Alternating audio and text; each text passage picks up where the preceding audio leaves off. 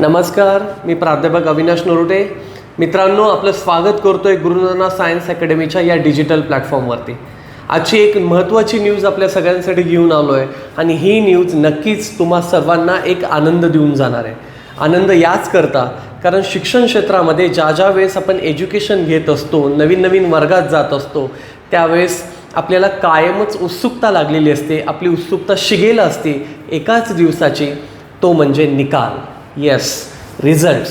आणि त्यातल्या त्यात जर तो निकाल 10वी बोर्डाचा असेल किंवा 12वी बोर्डाचा असेल, मग तर अजूनच निकालाची उत्कंठा खूप दाटलेली असते आणि आपला आनंद हा शिखरावरती जाऊन पोचलेला असतो. तोच आनंद मी तुम्हाला या न्यूजबद्दल देतो आहे. महाराष्ट्र शासनानं, शिक्षण मंडळानं घेतलेला जो निर्णय आहे आणि जी खास सूत्रांची माहिती आहे त्याप्रमाणे कदाचित 12वीचा HSC बोर्डाचा निकाल हा येत्या 4 मे नंतर कधीही लागू शकतो.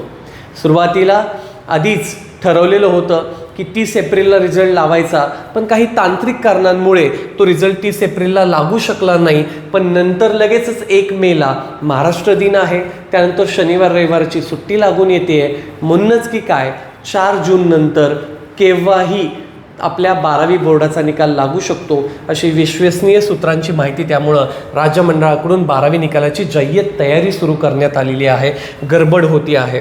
एकूणच जवळपास आपल्या महाराष्ट्रातून 10,664 ज्युनियर कॉलेजेसमधून जवळपास 15,32,000 एवढा मोठा आकडा आपण या ठिकाणी बघतोय.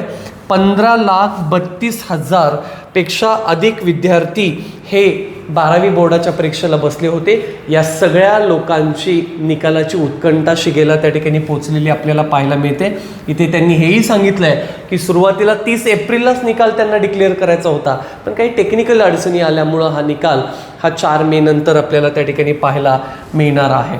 सगळ्यात महत्त्वाची गोष्ट म्हणजे पाठीमागच्या वर्षीचा 12वीचा निकाल हा 5 मे रोजीच ऑनलाईन डिक्लेअर झालेला होता. त्यामुळे याही वर्षी हेच बघण्यासारखं असणार आहे की लास्ट इयरप्रमाणे याही वर्षी 5 मेलाच निकाल लागतोय का 6 मेला 7 मेला लागतोय, ही गोष्ट बघण्यासारखी असणार आहे. त्यामुळं ज्या विद्यार्थ्यांनी इयत्ता 12वीचे पेपर दिलेत त्या सर्व विद्यार्थ्यांना माझ्याकडून 12वीच्या रिझल्टसाठी खूप खूप शुभेच्छा. आपल्या अकॅडमीमध्ये तुमचं सर्वांचं स्वागत आहे. आपली अकॅडमी 5वी ते 12वी फाउंडेशन प्लस IIT JEE, नीट, NDA आणि CET या स्पर्धा परीक्षांची तयारी आपण करून घेतो. त्यामुळे जर तुम्हाला तयारी करायची असेल, काही तुमचे छोटे बंधू किंवा छोट्या भगिनी, तुमचे कलिग्स, तुमचे रिलेटिव्हमधली कोणी लोक ही 10वी पासआउट आता होणार असतील तर त्यांना नक्की सांगा की सातारा जिल्ह्यामध्ये आणि फलटण तालुक्यामध्ये एक लीडिंगचं कोचिंग इन्स्टिट्यूट आहे. त्याचं नाव आहे गुरुद्रोणा सायन्स अकॅडमी. आमच्या ऑलरेडी ॲडमिशन चालू झालेत. अधिक संपर्क आपल्याला जर करायचा असेल तर आमच्या कन्सल्टन्सीचा नंबर तुमच्यासमोर दिसतोय.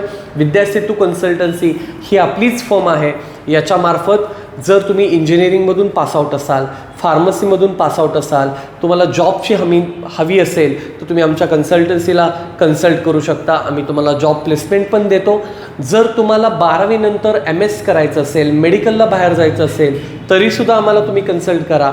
आम्ही तुम्हाला त्याची कन्सल्टन्सी देऊन तुम्हाला ॲब्रॉडला ॲडमिशन घेऊन देण्यासाठी मदत करतो. आणि हो, DMIT टेस्ट म्हणजे डर्मॅटोग्राफिक्स मल्टिपल इंटेलिजंट टेस्ट आपल्या मुलांची करून घ्यायची असेल, आपल्या मुलांचा मेंदूचा कल कुठे आहे, कशामध्ये त्यांना यश मिळेल हे तपासायचं असेल तर आमची विद्यासेतू कन्सल्टन्सी काम करते.